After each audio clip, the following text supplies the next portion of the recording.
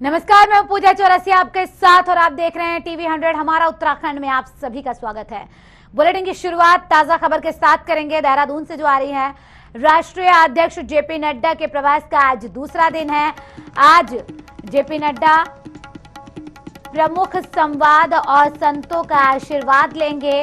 10 बजे से 11 बजे तक रायवाला में पूर्व सैनिकों के साथ संवाद कर रहे हैं। वहीं दोपहर 2 बजे से 3:30 बजे तक कोर ग्रुप की बैठक करेंगे। शाम 4 बजे से शाम 5 बजे तक साधु संतों का अभिनंदन और आशीर्वाद लेंगे। तो ये बीजेपी के राष्ट्रीय अध्यक्ष जेपी नड्डा का दूसरा दिन है दौरे का। देहरादून से ये ताजा खबर आप तक पहुंचा रहे हैं, जहां बीजेपी के राष्ट्रीय अध्यक्ष जेपी नड्डा संवाद करेंगे सैनिकों के साथ। जहां संवाद कार्यक्रम में वो शामिल हैं, तो वहीं दूसरी तरफ दोपहर 2 बजे से 3:30 बजे तक कोर ग्रुप की बैठक में शामिल होंगे। 4 बजे से शाम 5 बजे तक साधु संतों का अभिनंदन और आशीर्वाद लेंगे। ताजा खबर आप तक पहुंचा रहे हैं।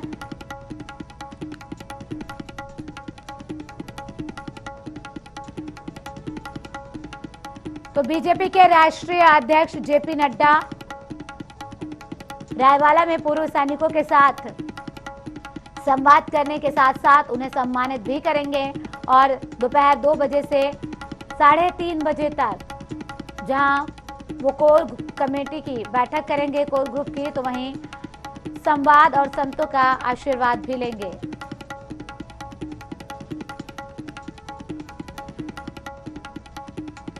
तो बीजेपी के राष्ट्रीय अध्यक्ष जेपी नड्डा दौरे पर हैं उत्तराखंड के।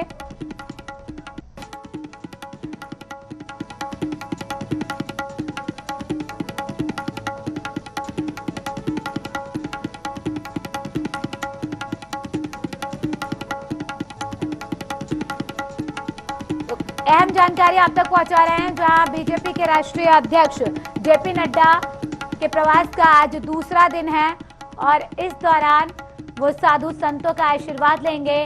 सैनिकों के साथ संवाद के साथ साथ सैनिकों को सम्मानित किया जाएगा। रायवाला में ही सम्मान कार्यक्रम का आयोजन होगा। वहीं दोपहर 2 बजे से 3:30 बजे तक कोर ग्रुप की वो बैठक करेंगे, जबकि शाम 4 बजे से शाम 5 बजे तक साधु संतों के साथ बातचीत करेंगे, अभिनंदन करेंगे उनका और उनसे आशीर्वाद लेंगे। देहरादून से ताजा खबर आप तक पहुंचा रहे हैं, जहां राष्ट्रीय अध्यक्ष जेपी नड्डा का आज उत्तराखंड प्रवास के दौरान आज दूसरा दिन है। इस दौरान वो तमाम जहां लगातार बैठकें कर रहे हैं, इस बीच सैनिकों के साथ बातचीत करेंगे, उनका सम्मान करेंगे।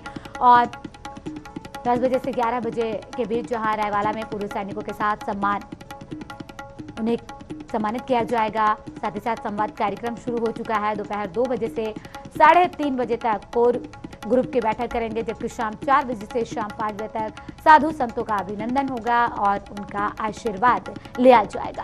अहम जानकारी आप तक पहुंचा रहे हैं, जहां बीजेपी के राष्ट्रीय अध्यक्ष जेपी नड्डा के दौरे का उत्तराखंड में आज दूसरा दिन है। और इस दौरान जहां वो सैनिकों के साथ संवाद के साथ साथ उन्हें सम्मानित कर रहे हैं, तो वहीं दूसरी तरफ दोपहर 2 बजे से 3:30 बजे तक कोर ग्रुप की बैठक होगी।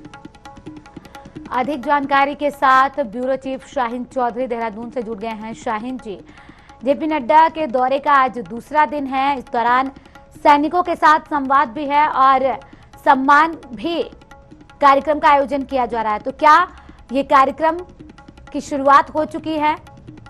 संवाद हो रहा है पूर्व सैनिकों के साथ? देखिए, भाजपा के राष्ट्रीय अध्यक्ष जेपी नड्डा का आज दूसरे दिन का दौरा है और दूसरे दिन में उनके कई कार्यक्रम आज लगे हुए हैं। और जिस तरह का कल का ही कार्यक्रम हुआ था, कल भी उन्होंने अलग अलग बैठकें की थी और बैठकों में साफ संदेश ये दिया था कि जो भी कार्यकर्ता हैं वो जनता के बीच जाएं और रात्रि प्रवास जो है वो क्षेत्रों में करें। तो उन्होंने साफ संकेत जो है दिया था। इस तरह से आप भी जानते हैं कि राज्य में विधानसभा के चुनाव होने हैं, तो उसी को लेकर लगातार संगठन और प्रशासन दोनों की समीक्षा का कार्यक्रम रखा गया है।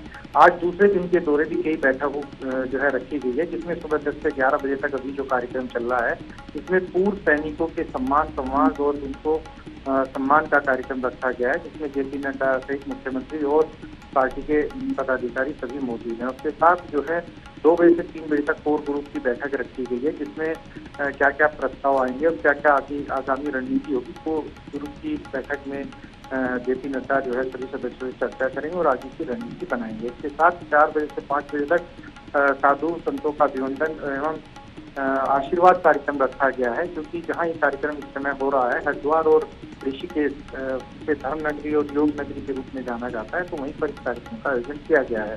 तो उसी को लेकर ये कार्यक्रम भी महत्वपूर्ण माना जा रहा है, क्योंकि वहाँ पर साधु संत को साधने का प्रयास भारतीय जनता पार्टी करी है और इसीलिए उनका अभिनंदन और स्वागत समारोह का कार्यक्रम रखा गया है। कुल मिलाकर ये 2 दिन का दौरा था और इसके बाद जो है जेपी नड्डा का कार्यक्रम 2 दिन का समाप्त हो जाएगा और वापस दिल्ली प्रस्थान कर जाएंगे। जी, लेकिन शाहीन जी, जिस तरीके से जेपी नड्डा उत्तराखंड के दौरे पर हैं, लगातार कांग्रेस सवाल उठा रही है और कह रही है कि जेपी नड्डा जब उत्तराखंड आ ही रहे थे तो उन्हें उन घोषणाओं के बारे में जानकारी लेकर आना चाहिए था कि आखिर कितने काम किए गए हैं जो घोषणा की गई थी सरकार बनने से पहले। देखिए, कांग्रेस का अपना सवाल वाजिब हो सकता है, क्योंकि विपक्ष की भूमिका में इस समय कांग्रेस पार्टी है, तो सवाल जरूर जो है सरकार पर उठा रही है। मगर हाँ, जिस तरह से 2 दिन से दौरा रखा गया है, तो इसमें सरकार और संगठन दोनों की समीक्षा जो है जेपी नड्डा द्वारा की गई है और इसमें तमाम पहलू, घोषणाएं हो या सरकार के किए गए कार्य हैं, कार्यों की क्या प्रगति है, उनकी क्या स्थिति है, धरातल पर को कब तक लाना है और जनता जन को किस तरह से लेकर जाना है, इन सब बातों पर चर्चा हुई है। हो सकता है इस बैठक का परिणाम आने वाले दिनों में जो है देखने को मिले और कांग्रेस की जो बात है, जो सवाल है, वो वाजिब है, उस सवाल का जवाब भी जो है आने वाले दिनों में मिले। उसी को लेकर ये 2 दिन का दौरा रखा गया था और जिस दौरे में संगठन और सरकार सभी की समीक्षा की गई और सभी को आवश्यक दिशा निर्देश दिए गए और भविष्य की रणनीति कैसे होगी, सरकार के कार्यक्रमों और संगठन के कार्यक्रम क्या होंगे, उनको कैसे जनता के बीच लेकर जाया जाएगा, इसी पर 2 दिन का ये कार्यक्रम रखा गया था और जिसका आज दूसरा दिन यानी कि आखिरी दिन है।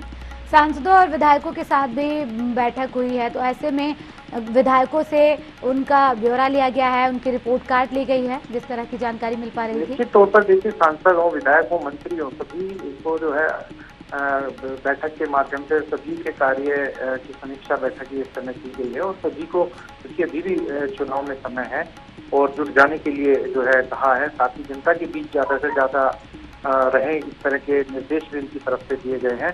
प्रयास यही है कि किसी न किसी तरीके से भारतीय जनता पार्टी की जिस तरह से राज्य में सरकार है, एक बार फिर सत्ता में भारतीय जनता पार्टी की सरकार आए और भाजपा वापस लौटे, इसी के मद्देनजर ये कार्यक्रम रखा गया है और उसी के तहत जो है कार्यक्रम चलाए जा रहे हैं। बूथ लेवल पर मजबूती की बात कही गई है। फिलहाल अगर मौजूदा हालात की बात करें तो बीजेपी कितनी मजबूत दिखाई दे रही है फील्ड में? देखिए, बूथ की हम बात करें तो बीजेपी हमेशा बूथ पर जो है काफी जोर देती है और बूथ को लेकर जो है पहले से उनकी रणनीति लगातार बनती रही है। इस बार फिर बूथ कमेटियों को जो है एक्टिव करने की बात कही गई है और यदि कहीं बूथ कमेटी नहीं है तो उनको बनाने के निर्देश दिए गए हैं, जिससे जो है पार्टी जब चुनाव में जाएगी तो बूथ जो है पूरी तरीके से उनके मजबूत है। तो इन सभी पहलुओं को लेकर ये चर्चा की गई है और आने वाले दिनों में इस तरह की बैठकें और भी होती रहेगी और लगातार जो है समीक्षा कार्यों की होती होगी, जैसे चाहे संगठन हो चाहे सरकार हो, दोनों के कार्य की समीक्षा होती रहेगी। बहुत शुक्रिया शाहीन जी तमाम जानकारी के लिए।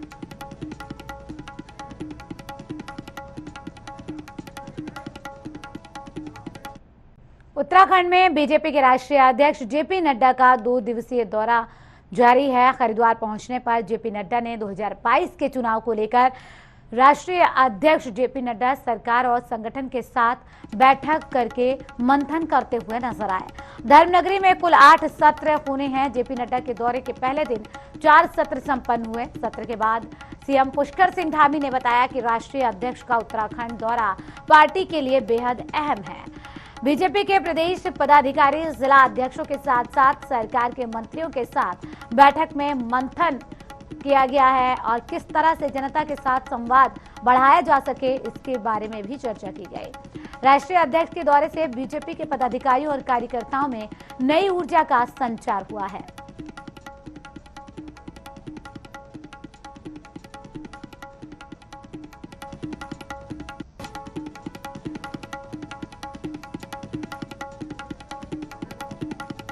कुल 8 सत्र में 4 सत्र का आयोजन हो गया है, जिसमें से तमाम पार्टी के कार्यकर्ता और नेता उत्साहित नजर आए, नई ऊर्जा का संचार हुआ है। मुख्यमंत्री पुष्कर सिंह धामी ने कहा, तमाम जहां विधायकों, सांसदों, मंत्रियों के साथ बैठक हुई, तो वहीं हरिद्वार में बैठक के दौरान किस तरह से जनता के बीच जाना है, किस तरह से योजनाओं को पहुंचाना है और किस तरह योजनाओं का लाभ जनता तक पहुंच रहा है, इसको पहुंचाने के लिए ये बैठक की गई। सांसद हैं, वो सत्र उनका हुआ। एक जनप्रतिनिधि के तौर पर हमारा क्या कर्तव्य होना चाहिए, चुनाव की दृष्टि से क्या क्या महत्वपूर्ण है, जनता के बीच में समन्वय कैसे होना चाहिए, विकास और जनता के बीच में किस प्रकार हमें और अच्छा काम कर सकते हैं, कार्यकर्ताओं से कैसा व्यवहार, और इस प्रकार से एक राष्ट्रीय अध्यक्ष जी का मार्गदर्शन हमें प्राप्त हुआ। अभी हमने जो 5 समिति बनाई थी उनकी बैठक अभी तुरंत हो रही है, उसके बाद हमारी टोली बैठक है। तो आज इन कार्यक्रमों के साथ आज का दिन संपन्न होगा।